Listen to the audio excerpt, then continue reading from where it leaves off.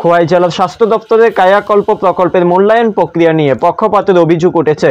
অভিযোগকারীদের মতে প্রকৃত মূল্যায়ন না করেই কিছু উপস্বাস্থ্য কেন্দ্রকে সফল বলে ঘোষণা করা হয়েছে, যেখানে তারা ন্যূনতম মানদণ্ড ও পূরণ করতে পারেনি, অথচ যোগ্য কেন্দ্রগুলিকে তালিকা থেকে বাদ দেওয়া হয়েছে। এই নিয়ে স্বাস্থ্যকর্মীদের মধ্যে তীব্র ক্ষোভ দেখা দিয়েছে।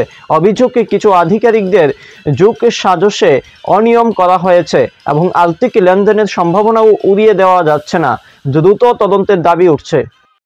খোয়াই স্বাস্থ্য দপ্তরের কায়াকল্প প্রকল্পের মূল্যায়ন নিয়ে পক্ষপাতিত্বের অভিযোগ উঠেছে। মূল্যায়নকারী আধিকারিক টিম প্রকৃত যথার্থ মূল্যায়ন করেনি বলে অভিযোগ। সরকারের সুনির্দিষ্ট নীতিমালা মেনে যথাযথ মূল্যায়ন করা হয়নি বলে অভিযোগ উঠেছে। মূলত 10টি ক্রাইটেরিয়ার ভিত্তিতে কায়াকল্প প্রকল্পের মূল্যায়ন করা হয়। মূল্যায়নে সফল অর্জনকারী উপস্বাস্থ্য কেন্দ্রগুলোকে সরকারি সংশ্লিষ্ট দপ্তরের তরফ থেকে শংসাপত্র ও রকমারি পুরস্কার প্রদান করা হয়ে থাকে সফলের স্বীকৃতি স্বরূপ। এছাড়াও সংশ্লিষ্ট উপস্বাস্থ্য কেন্দ্রের দায়িত্বপ্রাপ্ত কর্মীকে অর্থ রাশি প্রদান করার মধ্য দিয়ে 10টি ক্রাইটেরিয়ার কথা বলা হয়েছে, সেগুলো হলো বিএমডব্লিউ এবং ওটিএফ সার্টিফিকেট, বৃষ্টির জল সংরক্ষণ পদ্ধতি ও তরল বর্জ্য ব্যবস্থাপনা প্রক্রিয়া অনুসরণ করা, ভেষজ ঔষধি ও ফুলের বাগান করা, plastic recycle system, vermi compost pit, pest control process, যথোপযুক্ত ড্রেনেজ সিস্টেম ইত্যাদি।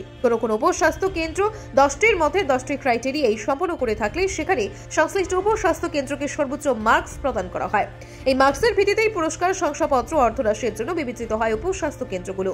আবার অনেক উপস্বাস্থ্য কেন্দ্র 10টির মধ্যে 7টি বা 8টি ক্রাইটেরিয়া সম্পন্ন করে থাকলে সাফল্যের ক্রমানুসারে আরও মূল্যায়নের আওতায় আসবে। অনেক উপস্বাস্থ্য কেন্দ্র নজর কাড়া সাফল্যের জন্য বিশ্ব স্বাস্থ্য সংস্থা বা WHO এর শংসাপত্র অর্জন করে থাকে। কিন্তু খোয়াই জেলায় সম্প্রতি যে কায়াকল্প প্রকল্পের মূল্যায়ন প্রক্রিয়া অনুষ্ঠিত হয়েছে, সেখানে 10টি ক্রাইটেরিয়া তো দূর, যারা ন্যূনতম 2টি বা 3টি ক্রাইটেরিয়াও ফুলফিল করতে পারেনি বা WHO এর শংসাপত্র যাদের নেই, তাদেরকে মূল্যায়ন তালিকায় সফল অর্জনকারী সাব সেন্টার বলে চিহ্নিত করা হয়েছে বলে অভিযোগ উঠেছে।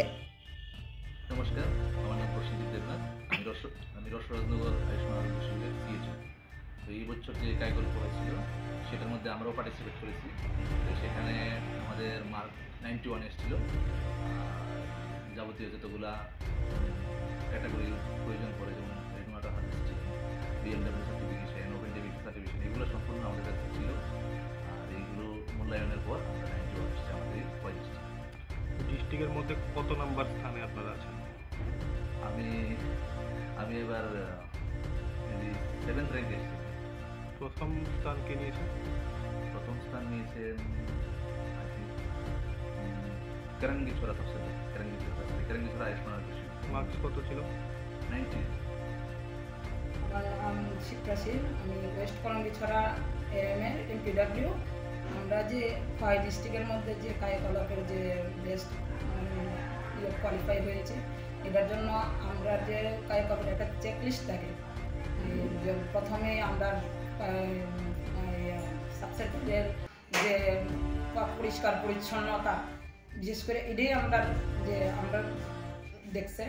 তারপরে দেখছে আমরা মেডিসিন কী কী আছে, তারপরে জলের ব্যবস্থা, তারপরে আপনার একটা ফ্লাওয়ারের গার্ডেন করানোর লেগে দেখছে। আমরা গার্ডেনটা ঠিক মতো করতে পারছি না, এটা আমরা প্ল্যানটা নিতেছি।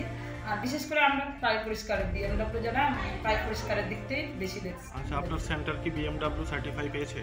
আমরা এটার জন্য অ্যাপ্লাই করেছি। এখনো পাননি? আচ্ছা, গার্ডেনটা কি গার্ডেন থাকার কথা? এটার মধ্যে মানে ওই একটা হলো হেক্টর ফ্লাওয়ার গার্ডেন, আর একটা হচ্ছে আমরা যেমন আয়ুর্বেদিক কিছু হার্বাল প্রোডাক্ট লাগে।